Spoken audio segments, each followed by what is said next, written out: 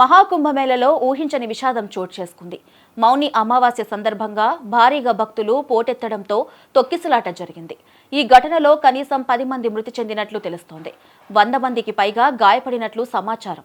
మౌని అమావాస్యను పురస్కరించుకొని పుణ్యస్నానాలు ఆచరించేందుకు ప్రయాగ్రాజ్లోని త్రివేణి సంగమం వద్దకు భారీ సంఖ్యలో భక్తులు తరలివచ్చారు. భక్తుల తాకిడి విపరీతంగా ఉండటంతో బారికేట్లు విరిగిపోవడంతో తొక్కిసలాట జరిగింది. సెక్టార్ 2 ప్రాంతంలో ఈ విషాదం చోటు చేసుకుంది. మరణాల సంఖ్యపై యూపీ సర్కార్ ఇంకా అధికారిక ప్రకటన చేయలేదు. ఈ ఘటనపై ఉత్తరప్రదేశ్ సీఎం యోగి ఆదిత్యనాథ్ మీడియాతో మాట్లాడారు.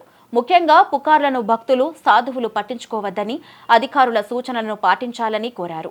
తెల్లవారుజామున కొంతమంది తీవ్రంగా గాయపడ్డారని, వారు ఆసుపత్రుల్లో చికిత్స పొందుతున్నారని ముఖ్యమంత్రి చెప్పారు. అలాగే ఈ ఘటనపై ప్రధాని నరేంద్ర మోదీ, కేంద్ర హోంమంత్రి అమిత్ షా ఎప్పటికప్పుడు ఫోన్ చేసి తెలుసుకుంటూ ఉన్నారన్నారు. ప్రయాగ్రాజ్లో దాదాపు 8 కోట్ల మంది యాత్రికులు ప్రస్తుతం ఉన్నారని, నిన్న సుమారు 5.5 కోట్ల మంది యాత్రికులు పుణ్యస్నానాలు ఆచరించారని సీఎం యోగి తెలిపారు. త్రివేణి సంగమం వైపు పెద్ద జనసందోహం ఉందని, తెల్లవారుజామున 1 నుంచి 2 గంటల మధ్య బారికేట్లు విరిగిపోవడంతో కొంతమంది తీవ్రంగా గాయపడ్డారని యోగి ఆదిత్యనాథ్ తెలిపారు. వారిని ఆసుపత్రికి తరలించామని, చికిత్స అందిస్తున్నట్లు తెలిపారు. భారత ప్రధాని నరేంద్ర మోదీ ఉదయం నుంచి 4 సార్లు కాల్ చేశారని, కేంద్ర హోంమంత్రి అమిత్ షా, బీజేపీ అధ్యక్షుడు జేపీ నడ్డా, గవర్నర్ ఆనందీబెన్ పటేల్ తొక్కిసలాట ఘటనపై ఎప్పటికప్పుడు అప్డేట్లు తెలుసుకుంటున్నారని యోగి అన్నారు.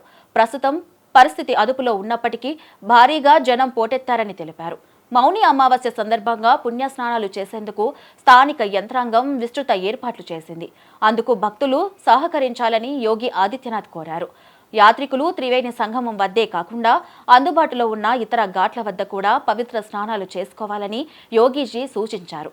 సీఎం యోగి ఆదిత్యనాథ్ మంత్రులు, ఉన్నతాధికారులతో సమీక్ష చేపట్టారు.